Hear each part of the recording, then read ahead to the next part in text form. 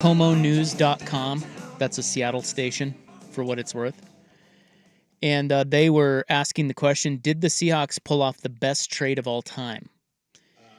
I know where you're going with this. Well, I instantly said no, because the best trade of all time is the Cowboys trading Herschel Walker to the Vikings. Yeah. And then I got to thinking, I'm like, well, I tell you what, that Russell Wilson trade, Yep.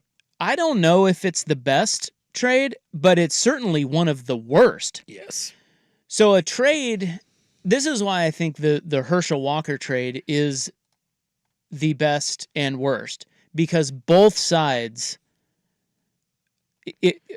Dallas ended up winning multiple drafting like 8 guys. Yeah, it was winning multiple titles. One of the cornerstones of building that team. But on the other side, it's not like Herschel Walker went to Minnesota and was great. Yeah. He had the most rushing yards he had was 825 in his 3 seasons. He was gone in 3 years. Yeah. And they gave up. So the Cowboys got 8 picks from the Vikings for Herschel Walker. 2 1s, 3 2s, and a third. Boy, that is brutal. It's brutal. Yeah. So on both sides, that is the best and worst trade of all time. Yeah. The Seahawks, I don't know that was the best trade or one of the best trades, because the players that they got, no, okay.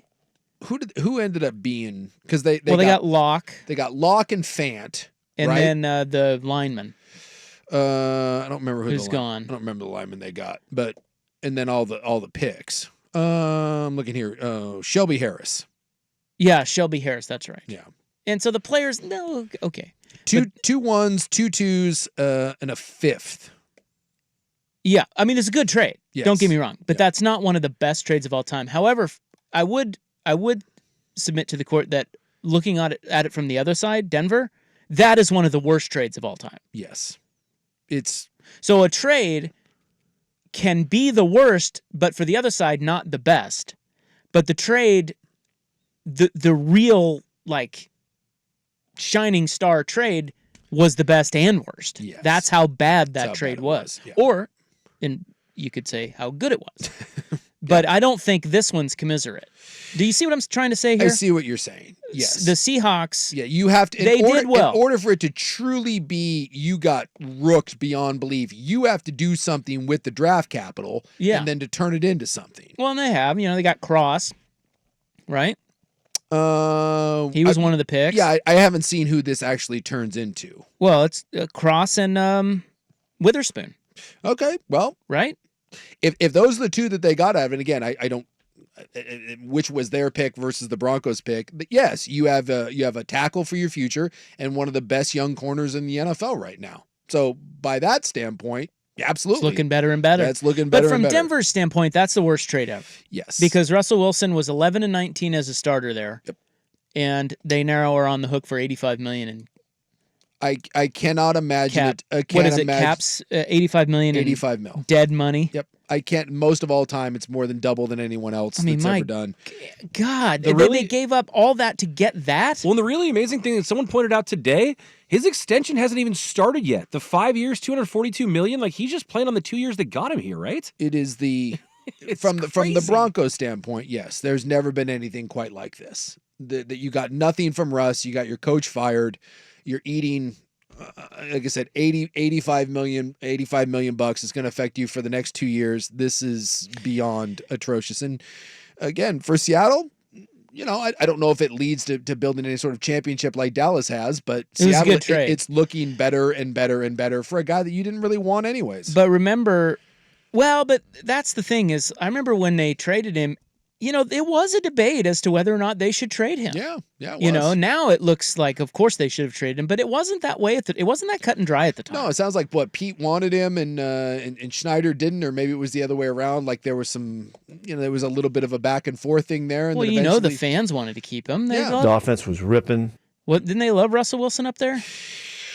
Yeah, Russ was, he got more controversial towards the end there, and then he was kind of viewed like a little bit of an Alex Rodriguez sort of thing. But yeah, it was fans had a hard time seeing him go, I think. I think they did too. When that went down, that was a big deal. And I remember being on the air and just simply saying, you don't see Hall of Fame quarterbacks like this. Super Bowl winning quarterbacks still in the midst of their prime getting dealt. You just don't do it. And we at the time thought that Denver had set themselves up to be a perennial Super Bowl contender. Everybody did. 2 years later, you got a fired head coach and Russ getting his ass thrown out of town. I mean, a year later. Just for the raw number of the $85 million, I did not think there was any way that they would get rid of Russell Wilson. They would have to just stomach that for at least another year. And that's how bad it was. The Denver said, I don't care. Just we're done. We're over this. But for every good trade, there's a Jamal Adams trade. And by the way, I went back and looked that up. They not only gave up McDougal, they swapped McDougal for Adams, but they also gave up 2 1s and a 3. Yeah, and then, like I said, one of those became Garrett Wilson for the Jets, who, again, one of the better young receivers. The Walker one, the other one I remember, the Saints gave up their entire draft for Ricky Williams. Oh, yeah. Good move, Mike Ditka. Oh, yeah, their whole draft. They went up and got Ricky Williams. How did Ricky do for them? Ricky was good. Obviously he had some issues there and the suspensions and all that, and it didn't necessarily work out great in New Orleans. He wasn't a bust anywhere. Ricky Williams had a nice career, but he was plagued by injuries, drugs, and anxiety. So it was. He was only there for 3 years? Yeah, was that what it was? And then he ended up having very productive years in Miami. And then the other one that we don't give enough crap for is the 49ers moving up to draft Trey Lance. You want to talk about looking like a bunch of clowns. Yeah. They moved up from 12 to 3 and sent the Dolphins the 12th pick, a 2021 third rounder, and a first rounder in 22 and 23. The only reason they're not getting clowned is because they've been able to be successful despite Purdy. that. Yes. Well, they got Purdy. They got Purdy, which is irrelevant. Dumb luck. But that was absolutely that is so lucky. That was a joke. How do you feel about that, Buckley? And again, I'd have to go back and look and see what that turned into, but I believe one of those is Jalen Waddle for the Miami Dolphins. Might I offer another trade that could be worse than the Russell Wilson trade? What do you got? Cleveland gave up 3 1s for Deshaun Watson. Yeah. And then paid him $260 million guaranteed. He has been terrible. Yes. Now, his record is 8-4 as a starter, but he was suspended and hurt. He's been bad. But he's 8-4, and his quarterback rating is 81. At least Russell Wilson with Denver, his quarterback rating was 90. Yeah. Well, I don't know if there's anything necessarily like that you can, because I'd have to go back and look at trades that did work out. Like the Christian McCaffrey one comes to mind. Great trade for San Francisco. And at the time, that was kind of viewed as, oh, God, he makes a lot of money and he's injury prone. And Christian McCaffrey. It was a huge swing. Christian McCaffrey's been great. Reggie White, although, was he traded? That might have been free agency. I don't know if White was dealt. I think he just signed as a free agent in Green Bay and let him do a Super Bowl win. But it just, there's something to when a player, and I say this about free agency too, when a player hits the free agent market, and 9 tags were placed today. And some of these guys, like Kansas City, when Snead goes, and they're fine. By the way, they said that with Snead, they think a 2nd-round pick will be enough for Kansas City to trade him. So as good as he is, come on. Kansas City's not losing a ton of sleep over this. But when a player hits free agency or a player is willing to be dealt, there's usually a reason why. And I'm not saying they're not good. I'm not saying they can't be productive. But the Russell Wilson thing, I thought more of Russ than some people. But maybe I was foolish, because if you really are that great, who's not available to trade right now? Pat Mahomes. Who's not available to trade right now? Joe Burrow. Like, guys that are truly elite don't get traded. They just don't. The one that I can think of, Tyreek Hill, that worked out. Tyreek Hill's been great in Miami. And again, that was kind of a cap casualty, but that's one of the examples of a player that's truly great that's available. But 9 times out of 10, when someone is available as a free agent or in the trade market, buyer beware. There's a reason why their team is looking at this and saying, I don't know.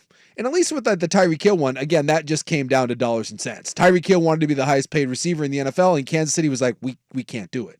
We have to spread the money elsewhere. So just every one of those trades that you go back and you look at, that was one of those where it's like, boy, you are just taking huge ass swings for guys. Yeah, it's interesting. I was looking at, and will someone do that if they move up for Drake May or for Jaden Daniels this year? The Packers only gave up 1 first-round pick for Brett Favre. Did you know that? When they got him from Atlanta. He was kind of a drunk, so. Well, he was, but. Turned out to be great. That's not a bad little deal. I'd have to look at what Atlanta. I haven't seen who they picked with that one. Yeah, I don't know. Obviously, it didn't lead to anything great. I mean, No. Atlanta wandered through the desert for a while. The other one that said someone Vancouver Ford text line, a win-win, was the Rams-Lions one. Oh, yeah. You know, Matthew Stafford obviously led the Rams to a Super Bowl. You're happy with that. And I think if you're Detroit right now, you're looking at that and saying, yeah, was fine. It's fine. That's a good point. One of the few trades that works really well for both sides. Yeah, that's a win-win. Although I would say, I mean, Stafford staying in Detroit would, I mean, it wasn't the ideal scenario having to trade Matt Stafford But out he of didn't Detroit. want to be there anymore. Yeah, Well, I know. I'm just and then saying they got that- a haul for him, and it helped them rebuild their whole team. It did, but what I'm saying is they'd probably rather have Matt Stafford. It's just that when they did trade him, they did not get ripped off. No. They got it. And that's a And win-win. they got a guy who got him, you know, who's still playing quarterback for him. Like, to this guy's point, the Browns are, at least Deshaun Watson is still the Browns quarterback. We'll see. Wilson's gone. Well, they don't have a choice. Like, Well, that's what I mean. He'll be back. he'll be back, but like we thought that Russell Wilson couldn't be cut because of the $85 million. Well, you thought that. Yeah, I did. I was like, there's just no way. Not me. You cannot eat that amount of money. And the Broncos were like, yeah, we can. But Deshaun's is guaranteed. I'd have to look at what his hit would be, but Well, we just talked about it the other day. Isn't it like $79 million or yeah, something? I think it's way worse. He's got one of the highest cap hits in the NFL. Yeah, but I'm saying if let's say next year that he just sucks again and they're like, nah, I'm out of here. So yeah, so after this year in Cleveland, if they decided they're just, no, he's terrible, he's hurt again. So we just all looked at the $85 million that Denver is going to have to eat on the part of the Russell Wilson You got deal. the number? Realize that if they got rid of Deshaun Watson after this coming year, that is to the tune of $137 million Why? that they are on the hook for, because it's all guaranteed. it's all money. guaranteed. It's all guaranteed. What was So- it, 227 when they got him guaranteed, something like that? Yeah, they signed him to. So they're working with him. Yeah, there's nothing. He's they their can- guy. Yeah, And that sucks because he sucks. they have him for at least 2 more years because I mean, you can't. I know They I have said that not about been able Russ, to unlock him. Like he's been terrible since he came Yeah, back. his contract's 5 years, 230. At least after 2 more years, in theory, you could pull a Russ and you'd have to eat $72 million. You could just be like, well. So Deshaun feels pretty good for the next 2 years. After that, you might want to start playing your ass off. Bring back Baker Mayfield. Wouldn't that be great? Baker comes swinging back in. All right, well, there's a little hot trade talk for you guys on a Tuesday. A little hot trade talk you didn't know you needed. Here's what we can conclude. The Herschel Walker trade, the best and worst trade of all time. Yes. The Russell Wilson trade, one of the worst of all time for Denver. A really good trade for Seattle, but maybe not one of the best of all time. Yeah. And the Deshaun Watson trade, terrible. Keep an eye on that one. That could be getting worse and worse Although and worse Houston, and worse. we got to look at what Houston got with their ones. I think some pretty damn good players. Well, they They might got have turned that into Stroud and all those, yeah. Will Anderson. Both they had the offensive and rookie. Oh my God, they had the offensive and defensive rookie of the year. I think they might have got both of those picks One of them was theirs, in that trade. but the other one, because I know they moved up to get one. I'll look into that and see exactly what it turned into. All right, we have ballpark rendering news and a follow-up to last night's Anthony Edwards no-show. Did you see that? Anthony Edwards he wasn't there for the start of the Blazers-Timberwolves game. And by the way, that trade so far has turned into Damian Pierce, Will Anderson Jr., and Tank Dell. Woo! Wow. Ow, that hurts. Hey, Cleveland, enjoy your 75 rating quarterback. That's crazy. Yeah.